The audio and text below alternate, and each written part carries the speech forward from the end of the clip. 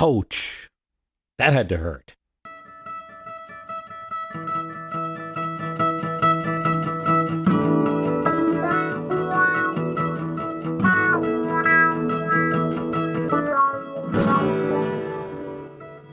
It was the third debate of the 1992 presidential election, and Governor Bill Clinton of Arkansas was following his plan outlined at debate prep. Jab at the president, attack his record on the economy, hoping for that opening for one of his big, ready-to-go, rehearsed lines in the debate. It worked in the first two debates of that year, but this last debate was coming off a vice presidential debate between Al Gore and Dan Quayle, where running mate Al Gore hadn't been as aggressive as Clinton or the campaign would have hoped. Clinton, as a front runner, was bearing more criticism, and even the debate prep felt a little lackluster, going through the motion after two media-proclaimed debate wins by the Democratic candidate for the presidency of the United States. Still, he stuck to his message, economics. The middle class is suffering, he opined. Mr. Bush vetoed a tax on the wealthy, he asserted. He asked Congress to spend more than they wanted to spend. As President Bush spoke, it was clear he intended to get at Clinton. I'm going to start talking about his record. He's been talking about mine for 9 months. Jim Lehrer asked the first question in the debate, this third debate of 1992, to Governor Clinton. Can we believe you? Putting the challenger on defense. And to pile on to all of this, the third party candidate now in the race, Ross Perot, called Clinton's experience as a governor of Arkansas irrelevant, running a small grocery store and saying you can run the Walmart. That kind of threw Clinton off. His strategy didn't allow for a counterattack on Perot. Too dangerous. Keep going after Bush. Yet he had to answer, I don't think it's irrelevant at all. He continued to scrap, going after Bush. Mr. Bush said he'd put Jim Baker in charge of economic policy if he was reelected. If I'm elected, I'll put myself in charge of economic policy. And then the older president retorted to his younger challenger. Yes, that's what we are all afraid of. With that zinger, the POTUS made his opponent look like a small person. The surprising point about Bush's retort is it was no focus group tested line. It was not prepared. It was just George Herbert Walker Bush being George Herbert Walker Bush, off the cuff, the way he spoke. It could work sometimes. It could also tank, as when he said out on the campaign trail that there was no recession, and saying it on a golf course probably wasn't advisable, or when he called Clinton and Gore a bunch of bozos and incurred a big backlash. This time, though, his off-the-cuff talk had the zing. For Clinton Gore campaign manager James Carville, he knew exactly what was going on. Last of 3 debates, Clinton aced the first 2, though Perot also attracted support. But Bush lost both of them, especially the second town hall debate, where President Bush was seen glancing at his watch. He wanted to get out of there. Now, in the third debate, Carville knew Bush had expectations on his side now. As he was losing in the polls, he was bolder on attacking Clinton on the trust issue. Carville felt Bush always played the expectation game like a pro. You don't expect anything out of him, and then he sneaks up and whips you. It's hard to win 3 debates in a row, though candidates have. Clinton's performance was judged a win, but weaker than the first 2 debates. Perot, if anyone, came out shining in that last one. If sports can be used as an analogy to politics, as it so often is, in the East Lansing, Michigan debate, Clinton failed to take his opponent out of the game, win so big in the debate that there would be no question about the election, and that would cause his staff and supporters a lot of agita. He'd fuel discussion in the Washington, D.C. chattering crowd that maybe President Bush was inching in a good direction. Indeed, in the final 2 weeks of a campaign that would enter the legends, 1992, a third-party candidate with serious appeal, an incumbent president on the ropes with 2 challengers, a Democratic challenger with personal issues that almost took him out of contention, yet came back, got the nomination, and got the lead. Indeed, a spectacular convention, 17-point lead coming out of the polls in July, and then crazy headlines. Man on the moon 2 billion hamburgers served, and a Democrat leading in Orange County, California, read the headline in one of the shopper papers in the county known as one of the strongest Reagan Republican bastions in the country. Key Bush fundraisers, the Eagles of 1988, had shut their wallets, and some had even defected to the Democratic camp. Clinton appeared with John Scully of Apple and Steve Ballmer of Microsoft and other CEOs, and assailed the president with a lack of vision. Now in October, what had happened? Polls were showing 39-32-20, 2 weeks to go. From Clinton's convention in July all the way to September, he maintained double-digit lead, 58% to 37%. Now in October, in the final 2 weeks, one poll was shown at 39-32, 39% for Clinton, 32% for Bush, 20% Perot, with 2 weeks to go. Ha ha, thought Mary Madeline in the last weeks, as a Washington Post poll showed the gain. The Clintonistas were squealing like pigs. She wasn't far off. In Little Rock, her future husband, James Carville, was grabbing the pollster Stan Greenberg, going over the numbers night after night, trying to make sense, comparing the campaign's own internals to the media polls, pointing out which one used registered votes, which one used likely voters, how the state polls looked. He was ballsy, Carville said of pollster Stan Greenberg, telling me not to panic when we were panicking.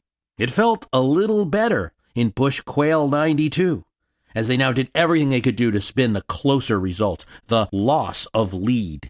Bush could now stop talking about himself, his own presidency, and in these last few weeks focus on taxes, on trust, the Arkansas record of his opponent, the mysterious trip he took to Moscow as a youth. A press release that went out called "Back in the USSR" got a few giggles. Ross Perot, as we commonly know, handed the election to Clinton. I'll discuss that contention in a bit because it is part of legend. But what was clear in the last 2 weeks is that the Clinton campaign felt the opposite. If Perot was hurting Bush when he first entered the race and then quit, as he re-entered the race, Perot was reaching the level where he was pulling from Clinton significantly. As one media report said, if George Bush wins re-election, he can thank a tough-talking Texan who hates him. As the talk continued, as Mary Madeline and others told reporters that they had the mo, as Barbara Bush said her husband was within a point and would win, something changed inside the campaign. The pollster known as Mr. Doom and Mr. Gloom around the Bush Quail campaign, Fred Steeper, now had a smile. The pollster that previously had chided the president for not being empathetic enough with the American people suffering in the 1991 recession. Now, he told his bosses a different story. Clinton was losing a point of his lead every day.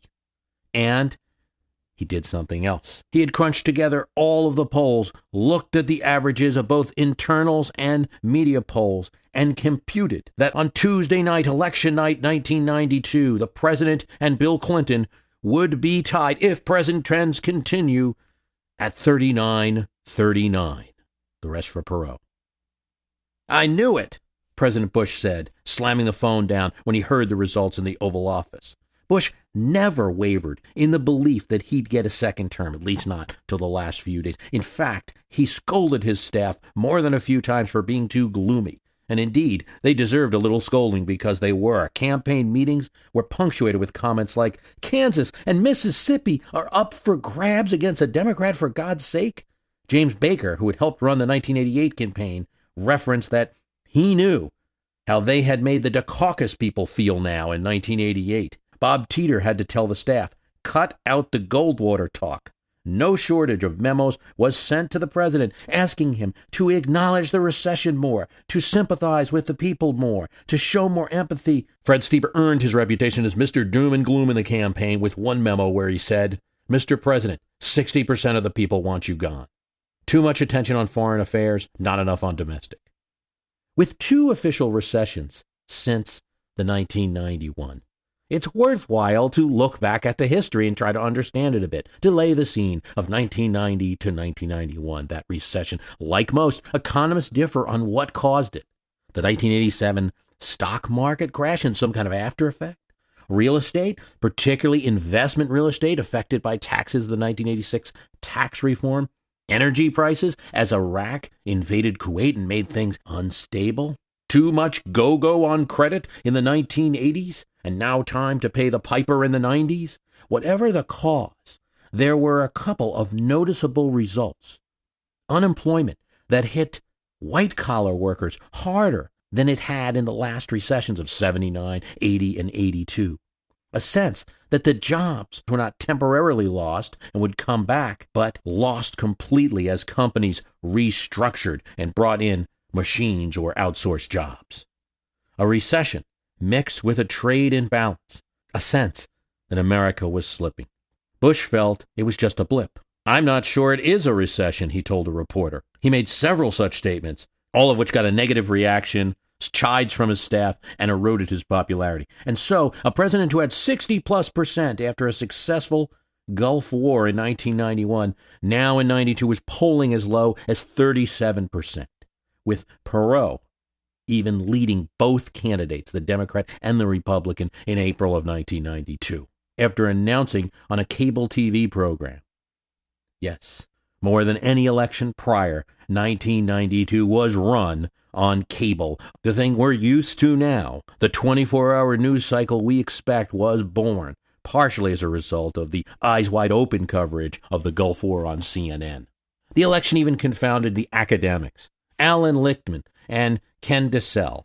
They had developed a system based on earthquake prediction loosely, with certain keys that could predict presidential elections based on all the presidential elections that occurred before. It's a very interesting and useful system. If a party loses so many keys, they lose the White House. And it asks certain questions like, did the incumbent party have a major foreign policy success? Did the incumbent party lose more seats than it had before the last presidential election? Is the incumbent running? Is the challenger a charismatic person?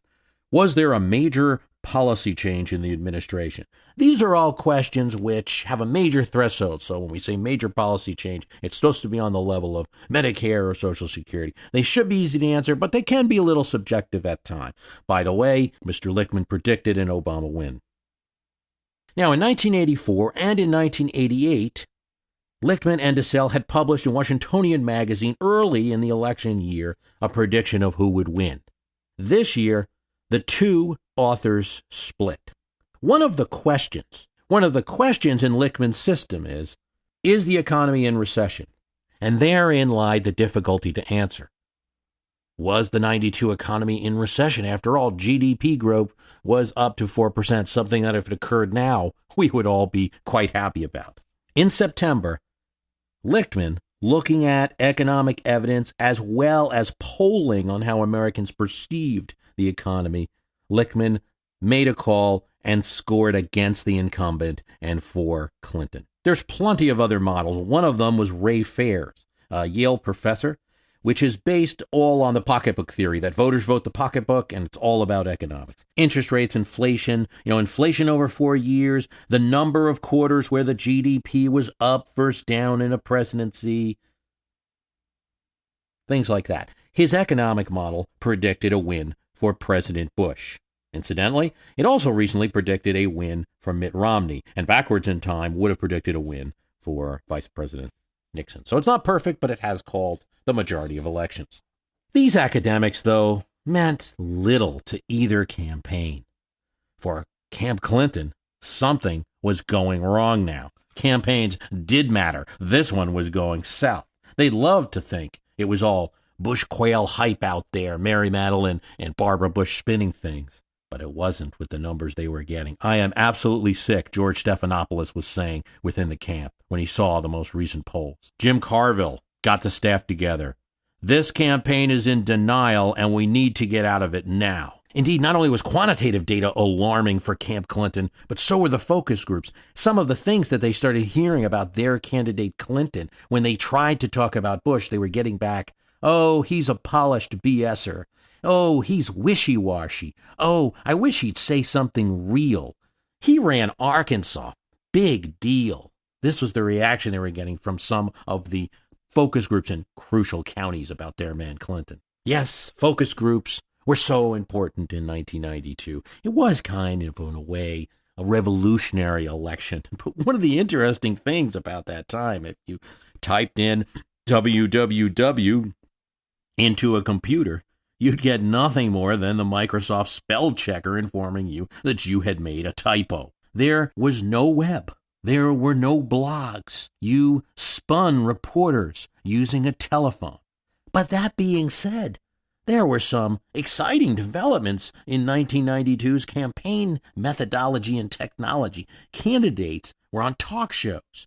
The Clinton campaign was offering satellite TV, so it allowed campaigns to shoot good video of their candidates shaking hands all over the country to the networks to use as background. For the constant news cycle that cable needed, they had to make that deal and get video from the candidates. They couldn't send crews everywhere. And one innovation in campaigning that might have saved the candidate. Under the stress of attacks on him personally, Clinton exploded in a press conference. Every time I hear President Bush talk about character, the very idea that the word would come out of his mouth after what he's done to this country is a travesty. Little Rock was shocked by this. This was not part of the message. Way off. The message was Bush, his record, the economy. Now that Clinton brought up character, took the bait, the issue could be raised in the campaign by the media. The Bush campaign was ecstatic. Nothing like getting the other guy on your turf, Mary Madeline said about Clinton's tantrum later. The campaign now was about getting Clinton's negatives up, even if the president wasn't rising in his positive poll rate. Clinton blowing off steam live on TV, great for their guy. And here's where new development came in. The candidate's cellular phone. Not as slick as the ones you have today, but enough to get to the man, to reach the candidate with a friendly reminder from the Little Rock war room to stay on message. Well, that didn't mean the man couldn't argue back. Clinton felt it was against every instinct he had to keep talking about Bush and the economy when he was under personal attack. This is against everything I know. This is how I lost in Arkansas. No, the Little Rock team said. Stay on the economy. Keep it on Bush. I'm telling you, he is eviscerating me.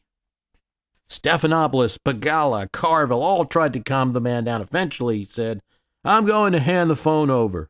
Handed the phone to his aide. Didn't want to talk anymore, but eventually he cooled down. That night, on Larry King, he was back to message, back to the economy. A good little candidate. And so, as a campaign that had been 58-37, that had seen double-digit leads, now we're seeing leads of just 7, 6, 5 percentage points. This is now where one of the first mysteries about 1992 occur. On October 30, the eve of the election, the president appeared to be surging, at least his camp would convince you of that, as Clinton may have had his lead stolen by the president of Perot. Lawrence Walsh, the Iran-Contra investigator, produced an indictment of Caspar Weinberger, linking Iran-Contra to President Bush in the statement, this days before the election. Mary Madeline felt that did it. He sucker punched us, she said, and stopped us cold. Bush aide Charlie Black said, when the indictment came down, he circled the date on a piece of paper, October 30th, 1992. Write it down, Black said. That's when we lost. Carville disagreed. Commenting after the election, he said, sure, Hurt Bush helped us just like many things, but you don't make news in the last weekend anyway. The open question is what would have happened without that possibly momentum-stopping Iran-Contra indictment. We talked about new technologies in elections. Well, in the last final days of 1992, Americans were treated to a sight they had not seen in some time. A candidate looking right into the camera and pitching himself for the presidency in, of all things, an infomercial, the same medium that would pitch Ginzu knives or pasta makers. This was Perot, and in a last-ditch effort to win the presidency or at least up his third-party vote and make a statement, perhaps make a run in the 1996 elections, he made a pitch, directly attacking both candidates now, not just President Bush, but saying if Clinton was elected, we'd all be plucking chickens for a living. It leads us to our next mystery of 1992, and it's one of the big questions about 1992. Did Perot elect Clinton? Did he hand the election from Bush to Clinton by attacking Bush? Certainly it's a belief of former Vice President Dan Quayle, commentator Rush Limbaugh, who said that Perot engaged in a kamikaze campaign against Bush. We have to take this one on, because it's not only important to understand history and to understand elections, But if we don't consider, then it's difficult to use the 1992 election as a guide for any other election. It's the joker in the deck, if you will, then, that we can only bring out when there's a serious third party. Then we can compare 92 to other elections. Otherwise, you got to leave it alone. Well, I don't think that 1992 should be used that way. I think it can be used compared to other elections, but we need to take on Mr. Perot and, if possible, isolate the impact and subtract it out. So, did Perot elect Clinton? Okay, well, the first thing to consider is that for 3 months of 1992, it was like any other election. It was a two-man race, right? Ross Perot ran initially, put his hat into the ring, and then in July, he backed out. Democratic campaign happened, Republican campaign happened, whole month of September happened, and then, after considering petitions that he received and visiting delegations from both parties, Mr. Perot entered the race again in October towards the end. So we do have evidence from the time when it was a two-man race, and during that entire time, not a single pollster had George H.W. Bush in the lead. In fact, for most of it, Clinton maintained a double-digit lead. That lasted even after the Republican convention.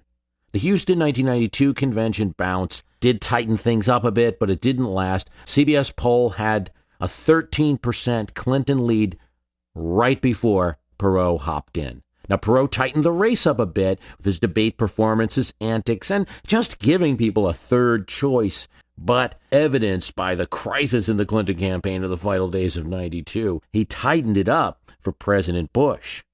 Let's look at the vote totals. Perot earned 19%. Bush, 37%. Clinton earned 43%. Now, of course, if you add together Perot and Bush's totals, it's 56%. And so, if every one of Perot's voters go to Bush, and this is critical, they all show up, Bush wins the election.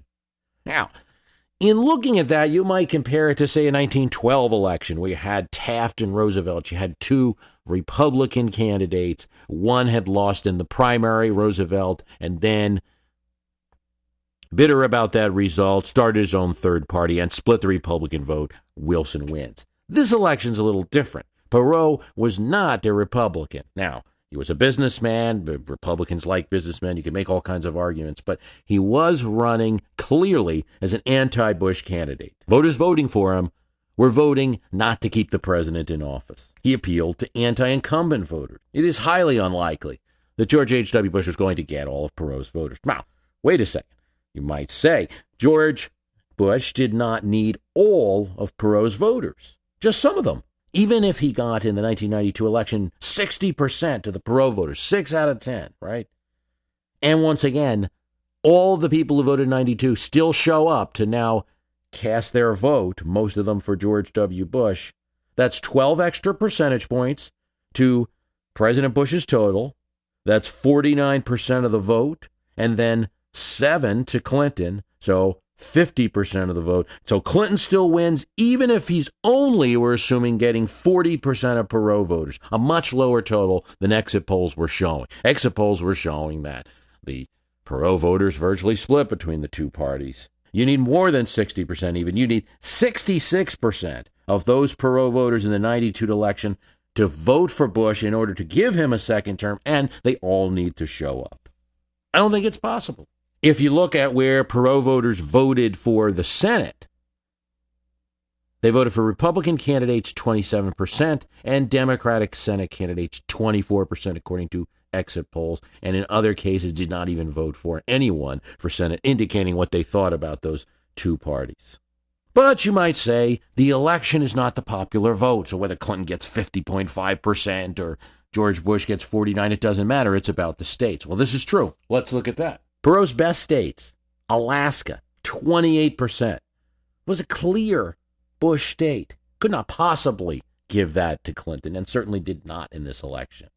Kansas, 27% Perot vote. Could not hand that over to Clinton. Idaho, 27%. Utah, Wyoming, Texas, these were among his best states. States that Clinton had no serious chance of winning. Then there were some states on the other side that Bush had no serious chance of winning. Vermont, Massachusetts. Bush had no chance. Perot got some of his highest totals there. There are a few states, Maine, Colorado, and Missouri, 3 states where you could make the argument that Perot was decisive in winning. So that's the Electoral College. If you look at the states where Perot earned over 20% of the vote, his best states, 17 were won by Clinton, 14 by Bush. He did well in both places, not enough to turn the Electoral College to Clinton. Finally, let's talk about turnout, right? 104 million people vote in the 1992 election. Only 91 million had voted for Dukakis or Bush in the 1988 election. That's 13 million new voters. Now, while it's certainly possible that voters from the 1988 election who voted for Dukakis or who voted for Bush now voted for Perot in 92, you do have to explain all these new voters. If you look at the next election, 1996, that vote total drops to 98 million when the Perot campaign is not as well advertised and he's not participating in the debates. And it correlates with what he got in the popular vote. So there's a turnout factor. All the models that say that Perot handed Bush the election have to rely on all of those Perot voters showing up. When they were, we seem to see, new voters for that 1992 election. Let's summarize.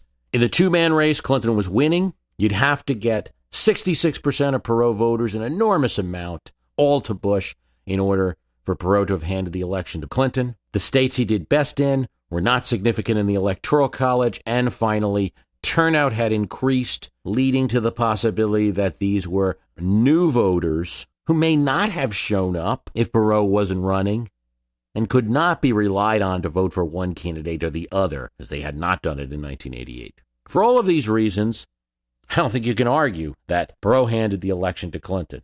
No, George H.W. Bush was an incumbent president who lost the referendum on his presidency for a variety of reasons, which we should get into. On November 6, 2012, President Obama was reelected. GDP growth in the quarter of his election, the third quarter of 2012, was at 2%. That's bad. Nor was it better for the rest of the year. In the first quarter, it was 2%. In the second quarter, it was 1.3%. Anemic growth. During President Barack Obama's presidency, there were quarters as bad as negative 8.9%. Unemployment, in a widely watched pre-election release, was at 7.9%, just under 8%. It had been as high as 10% at times. George H.W. Bush, in contrast, first quarter, 1992, 4.5%. Second quarter, 1992, 4.3%. Third quarter, 1992, when the election occurs, 4.2%. Bureau of Economic Analysis numbers. Well, how about unemployment? Well, yes, unemployment was pretty high. During the election quarter, it was 7.4%. It never rose higher than 7.8% his entire presidency. President Barack Obama stays in the White House. George Bush leaves the White House in 1992. It seems, in a way, terribly unfair. But what we do know is we need to reevaluate how we commonly think about elections and pocketbooks, right? We say the pocketbook factor is strong, and that if the economy's not good during election, the incumbent is going home. 2012 will change a lot of models, forecasts, and opinions on that. And believe me, presidential incumbents of the future will be hugging the memory of the 2012 election if the economy's not good during their term, just like they hug the memory now of that train ride that Harry Truman took in 1948. What's going on here? There'll have to be a lot of studies of it, but I have a couple of possible explanations. One will be perception. Yes, the economy's good or the economy's bad, but that's not what's important. It's not what an economist can show you on a blackboard.